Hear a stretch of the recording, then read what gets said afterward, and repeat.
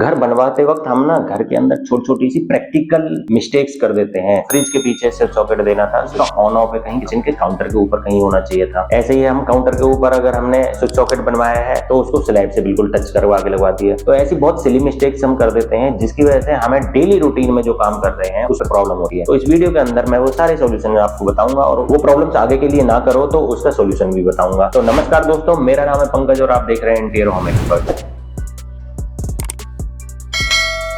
तो पहले बात करते हैं हम मिस्टेक्स कहाँ करते हैं। मिस्टेक करते हैं हम जैसे इलेक्ट्रिकल हो गए, प्लम्बिंग हो गई, सिविल वर्क हो गया और कुछ डिजाइन मिस्टेक्स। तो पहले हम पॉइंट टू पॉइंट चलते हैं। पहले बात करते हैं इलेक्ट्रिकली। वैसे हमारे किचन के अंदर हमें कितने इलेक्ट्रिकल पॉइंट्स नेसेसरी हैं जो हमें देने चाहिए। अगर आप लगवा भी रहे हो नहीं लगवा रहे हो फिर भी आपको ये पॉइंट्स बनवा लेने चाहिए, क्योंकि अगर फ्यूचर में आपने कुछ ले लिया तो वो आप नहीं तो फिर काउंटर के ऊपर ही रखोगे और वहीं से ऑपरेट करते रहोगे।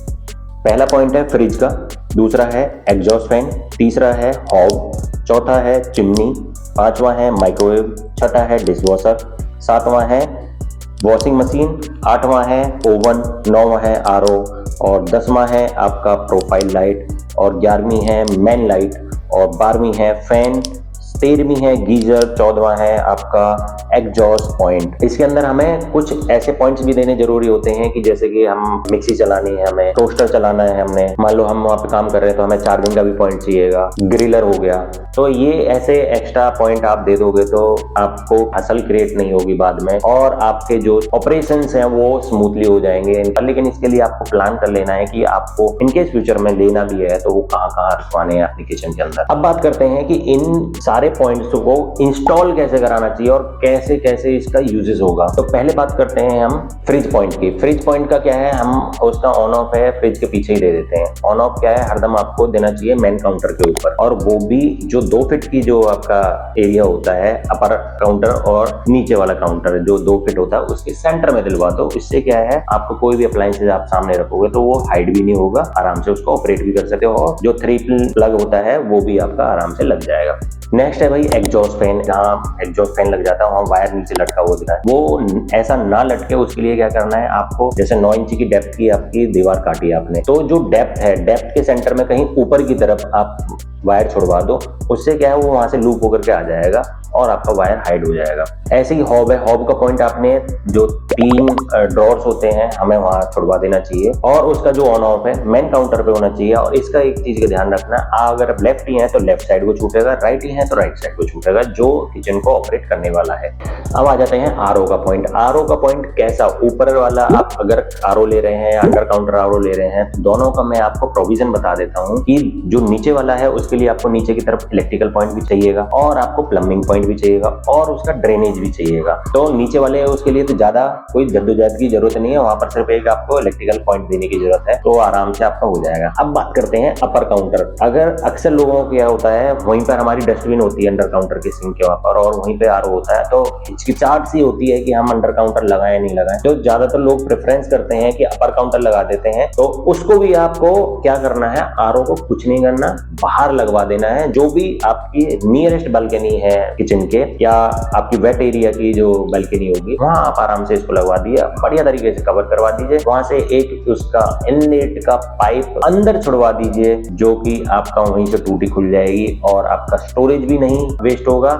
दूसरा अपर काउंटर का अपर काउंटर लग गया और मेंटेनेंस का आपका बाहर जाकर के वो आराम से मेंटेनेंस कर ही सकता है। और इतना ध्यान रखना कि इसका जो पाइप है ज्यादा लंबा मत करवा देना, अगर ज्यादा लंबा करवा दिया तो इसमें दिक्कत क्रिएट हो जाएगी। पानी थोड़ा स्लो आएगा लेकिन फिर भी आएगा। अब ऐसे ही आरओ के साथ में एक आउटलेट नहीं छोड़ा जाता है हरदम, तो आउटलेट आपको हरदम छुड़वाना है, क्योंकि अगर आपने पाइप नहीं छुड़वाया तो वो क्या है, एक पतला सा पाइप हरदम आपके सिंक में या फिर कहीं पे ऐसे पड़ा होगा जहां पर आपको वेस्ट तरीके से दिखाई देगा। कुछ नहीं करना है, आपको ड्रेनेज सिस्टम से अपने से कनेक्ट करवाना, पाइप और आरओ के पास छुड़वा देना है सिर्फ। ऐसी बात करते हैं किचन ओवरहेड जो होते हैं उनके नीचे हम एक प्रोफाइल लगवाते हैं और क्या करते हैं, जो उनका इलेक्ट्रिकल पॉइंट है वो या तो बक्से के पीछे छूट जाता है या बक्से के साइड में छूट जाता है। इससे क्या होता है, हमें वायर हरदम दिखाई देता रहता है और उसके अडेप्टर रखने की हमें जगह नहीं मिलती। तो करना क्या है इसके लिए कि जो पॉइंट है आप बिल्कुल जो ओवरहेड की हाइट टॉप पे उसको छुड़वाओ, वहां से डीसी करंट नीचे साइड में छुड़वाओ, क्योंकि पतला वायर आता है डीसी करंट का और वो डायरेक्ट लग जाएगा और हाइट भी हो जाएगा और आपकी जो अडेप्टर है अडेप्टर आपका ऊपर के ऊपर ही रख जाएगा और मेंटेनेंस भी ऊपर से आराम से कर सकते हो, जो कि लॉफ्ट में रखा जाएगा। नेक्स्ट बात करते हैं प्लम्बिंग पॉइंट्स। प्लम्बिंग पॉइंट्स में हम क्या मिस्टेक करते हैं, सिंक आउटलेट है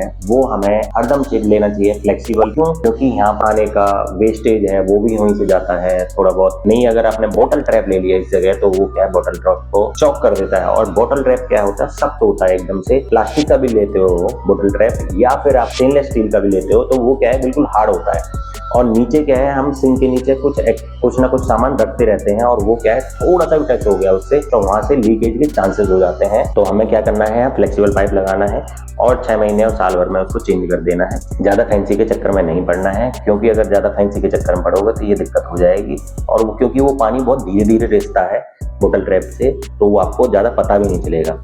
नेक्स्ट है हमारा डिशवॉशर और वॉशिंग मशीन का जो आउटलेट है सेम वाला रखवा देते हैं जो कि हमारा सिंक का आउटलेट होने वाला है। ऐसा ना करें, क्योंकि जो डिशवॉशर है और वॉशिंग मशीन है ऑटोमेटिक होते हैं, वो क्या प्रेशर से पानी को रिलीज करते हैं। नॉर्मल सिंक वाला जो आउटलेट है अगर उसमें प्रेशर से पानी पड़ेगा तो एकदम से पानी बाहर निकलेगा और सिंक को वहां से खराब करेगा। इसके लिए करना क्या है, आपको सिर्फ और सिर्फ आपको उतने ही पर्टिकुलर साइज का पाइप लेना है और उसमें फिक्स करवा देना है। तो अगर आप ऐसा नहीं करेंगे तो आपके साथ में आगे ये समस्या होने वाली है। नेक्स्ट मिस्टेक करते हैं हम आरसीसी एक स्लैब डलवा देते हैं मजबूती के लिए। हमें नहीं करना है। तो 4 से 5 इंची आपने जो स्लैब बनवाया वो क्या है हमारे जो स्टोरेज है स्टोरेज में से कम हो जाता है और मॉड्यूलर में ये कभी नहीं चलता है। अगर मॉड्यूलर उसके अंदर फिर इंस्टॉल करवाओगे तो क्या होगा, आपका वो 4 इंची आपके पूरे के पूरे एक ड्रॉर को खा जाएगा और नीचे की तरफ 2 ही ड्रॉर लगेंगे और इससे क्या स्टोरेज कम हो जाएगी पूरी किचन की। इस केस में आपको करना क्या है, सीधा आपका मॉड्यूलर वाले से बात करनी है, बोलना है कि भैया इसके ऊपर सीधा मेरा काउंटर लगाना।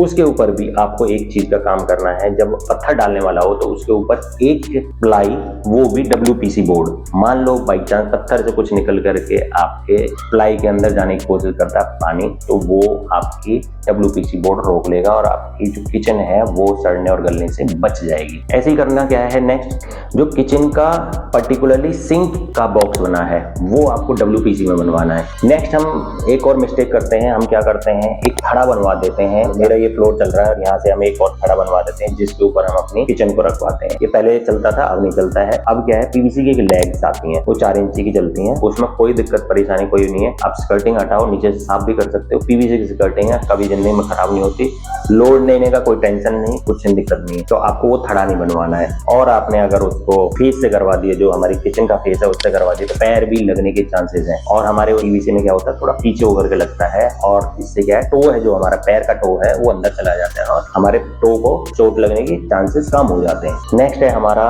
कि किचन का जो चिमनी का जो पाइप होता है उसका रूट हम पहले से डिसाइड नहीं करते हैं और उसके बाद में हम डालना स्टार्ट करते हैं, वो कहीं से भी कैसे भी निकालने की कोशिश करते हैं। तो उस मिस्टेक को ना करें।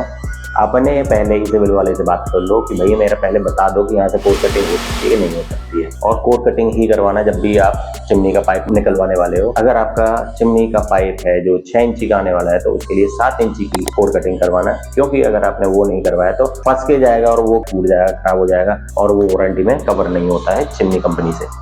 नेक्स्ट मिस्टेक हम करते हैं कि जो किचन के शटर्स लगाते हैं वो हम प्लाई में बनवा देते हैं। हमें नहीं बनवाना चाहिए, क्योंकि अगर हमने उसमें बनवाया तो वो क्या बैंड हो जाएंगे। और अगर प्लाई बोर्ड में बनवाओगे, जो ब्लॉक बोर्ड आता है उसमें बनवाओगे तो एकदम टिकी रहेगी, मजबूत रहेगी, कोई बैंड का कोई प्रॉब्लम नहीं आएगा। ऐसे ही हम क्या करते हैं किचन की जो एज बेंडिंग है, एज बेंडिंग पे कंप्रोमाइज कर देते हैं। हम क्या करते हैं माइका ही उसके ऊपर लगवा देते हैं। इससे क्या हो, इसके एजेस हैं काफी शार्प हो जाते हैं। हमें इसके लिए कम से कम भी 2 mm की PVC की जो एज बेंडिंग आती है मार्केट में वो लगवानी चाहिए। 2 mm की अगर जब PVC लगवाओगे तो उसको राउंड करने में बहुत आसानी होगी और इतनी लग्जरियस दिखेगी जैसे मॉड्यूलर फैक्ट्री से बन के आई हो, अगर आपने कारपेंटरी वर्क भी करवाया है। नेक्स्ट मिस्टेक कर देते हैं हम भाई डिजाइनिंग पॉइंट ऑफ व्यू से सोचा जाए तो हम किचन के अंदर ट्रायंगल नहीं बना पाते हैं। ट्रायंगल क्या होता है, किचन का ट्रायंगल हॉग सिंक और फ्रिज का ट्रायंगल बनना जरूरी है। अगर आपकी किचन ऐसी है कि ट्रायंगल नहीं बन सकता, तो अगर आप एक स्लैब पर रखना चाहते हो तो उनका जो मिनिमम डिस्टेंस है कम से कम भी आप 2.5 से 3 फीट का जरूर रखना, क्योंकि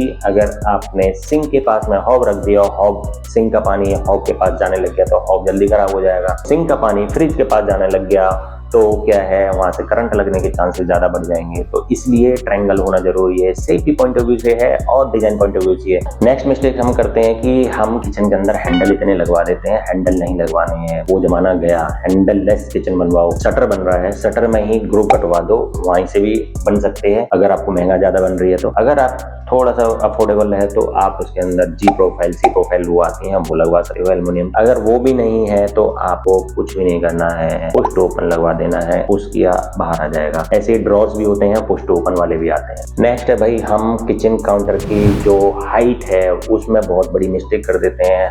ये हरदम हमें जो एक्चुअल में काम करने वाला है मेन बंदा रसोई के अंदर, किचन के अंदर, तो उसकी हाइट के हिसाब से होना चाहिए। अगर ऐसा नहीं रखोगे तो उसके क्या है, धीरे धीरे धीरे करके ये वाले हिस्से में दर्द होना स्टार्ट हो जाएगा, बैक में पेन होने लग जाएगा, क्योंकि उनको वहाँ खड़े होकर के काम करना है। तो उनकी हाइट के हिसाब से किचन काउंटर होना चाहिए। ऐसे ही हम किचन के कलर कॉम्बिनेशन में एक छोटी सी गड़बड़ कर देते हैं कि हमें ऐसा लगता है कि डुअल शेड में है हमारी किचन, तो बनवाएंगे तो बहुत अच्छी लगेगी।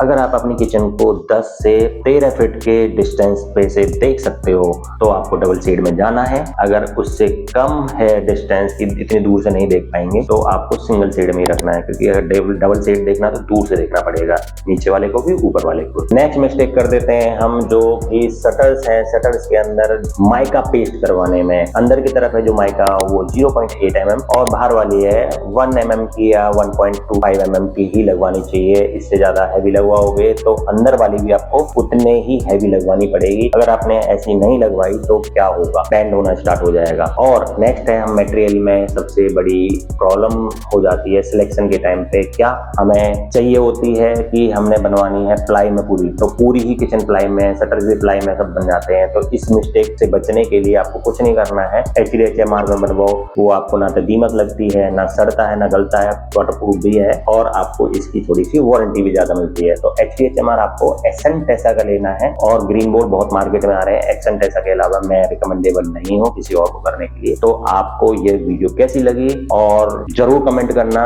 थोड़ा बहुत कोई मिस्टेक रह गई तो वो भी बताना, और आगे की वीडियो किस पे बनाऊं वो भी जरूर बताना। थैंक यू, नमस्कार दोस्तों।